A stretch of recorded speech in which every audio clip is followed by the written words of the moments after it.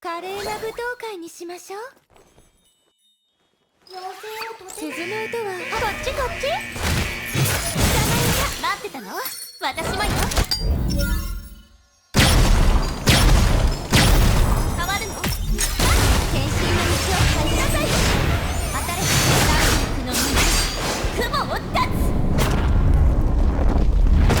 サプライズやアンコールよ。一曲踊るきらめきよ。大地を照らして。足元に気をつけて。共演よ。ダンスリズムに乗ってね。私から始まり、私で終わる。当然完了。せい、聞いて。そろそろ本気を出すよ。いや、心を鞘に利権を培う。楽勝？弾薬とデートする？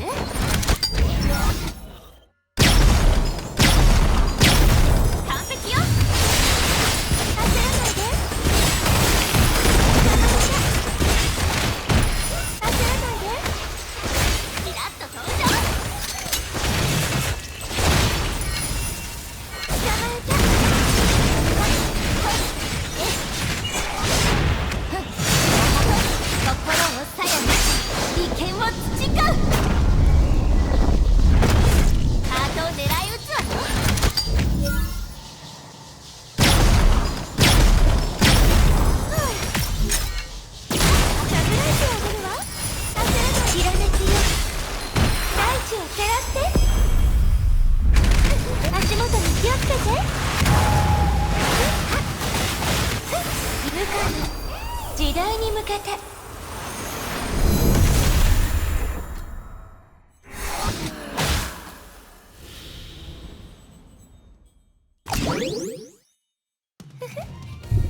こんなに近いとあなたは照れちゃうかしら。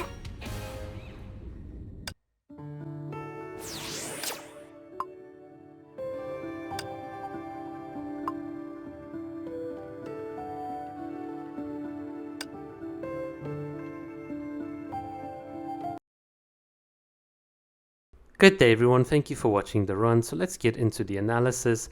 No doubt you would have noticed that from this abyss we had to pack in quite a lot of our abilities into a narrow time window because the enemy has this very interesting HP Coagulation mechanic that you can most effectively deal with using Kira here. So the idea is to try and use our abilities in such a way such that we can maximize the damage between all of these intervals. Now there are a couple of things that a lot of people that I've seen don't really understand about Elysia. So first of all, this little elf of hers is so good because it helps us negate switching cost, and also a lot of people tend to not use the weapon actives on Elysia properly. They either tend to spam all three of the arrows when it's not necessary, or they just kind of forget it. So I've seen this on YouTube and some of the gameplays, so let's look at how we should properly do this. So one of the first things that you'll note is that there's obviously the bonus points ticking off, and this is a good way for you to know when to use some of your abilities. So right off the bat, what we are going to do is we're going to wait exactly for the bonus points to go to 997, start charging up a charge attack here on Elysia, and hit the enemy at the moment that he spawns in.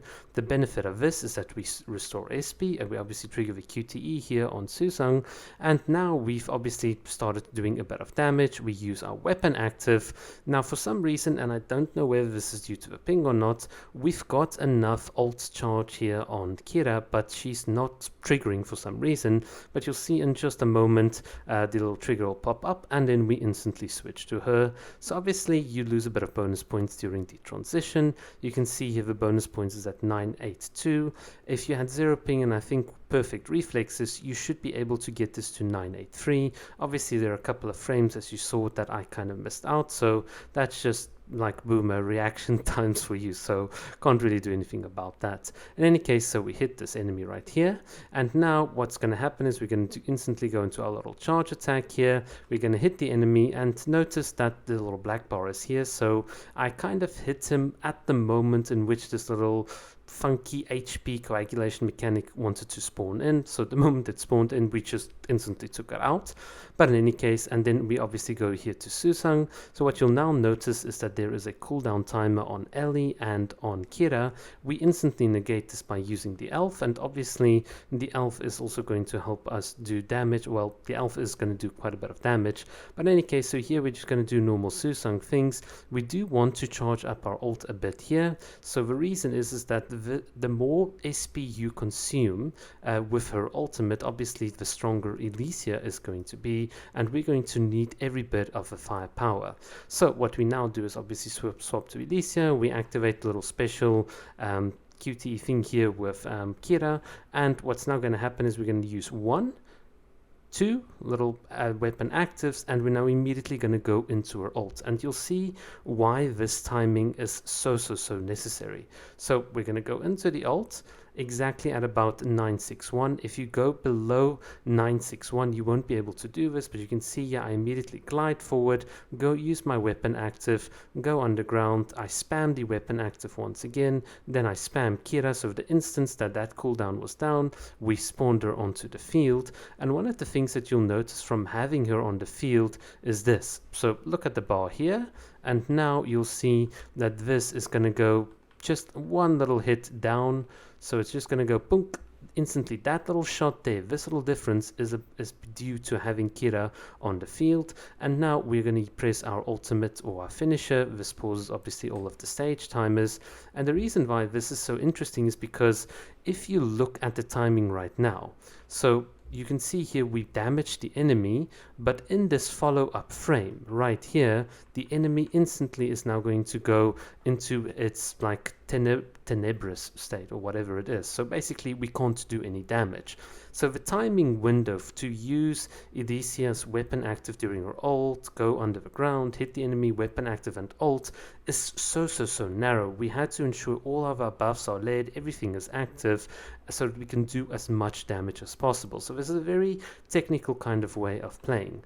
In any case, so here we are with the enemy, so this is just standard stuff. We're just going to trigger our ultimate evasion here. We're going to hit the enemy, and you can see obviously you have to do this like twice. I got hit, which is kind of just my bad. The elf is just surfing because she's kind of cute in that way. And obviously we hit the enemy, we trigger Susang's QTE. This is actually what we wanted. And you'll see now that our ultimate here is not really active. So we just need to build up our ult very quickly. And you can see here it goes down, so there was definitely a bit of room for optimization on my end. You can see some of the bonus points lost due to the fact that I wasn't as smooth with Kira as I should be. But in any case, what we'll now do is go here to Elysia, and we are not Elysia, my bad, to Kira. We're going to quickly start charging up Elysia once again, because we do need her to finish this off. You can see Elysia does not have enough SP, so now we use the combination of her weapon active and skills to hit the enemy.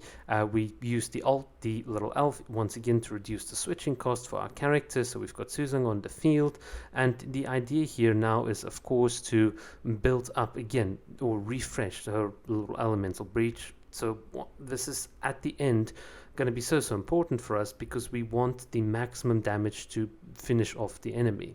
So we hit the enemy, we get some more what do you call it, SP for Elysia. Elysia is ready to go. We use our weapon active, we use our ult, and that is going to be very close to game set match. So there is the weapon active, and at this point we are just spamming, and then boom, the finisher right there at the end, just below 800 points. So definitely a very fun technical run. You definitely have to know what you're doing at every single one of the points, but it does show you that even if you do all of the things right, there's so many little micro optimizations that one can make, and it is certainly my fault for not getting 800 or getting just slightly above this score. But it does go to show you how much fun and how much of a little technicalities there is in Honkai Impact. Understanding what all of your characters do, what all of these symbols mean, what all of the abilities are. And I think this is just I really find this fun. It's really entertaining. I don't care what the final score is, where we are on the leaderboard. For me, it's all about saying, well, I got to a score, I learned, and I optimized, or I got to a path, and I kind of worked out what should be the best thing to do along the way, and the score is just then a reflection of that. But alright, if you've enjoyed this little bit of a breakdown, let me know, and thank you for watching. Cheers.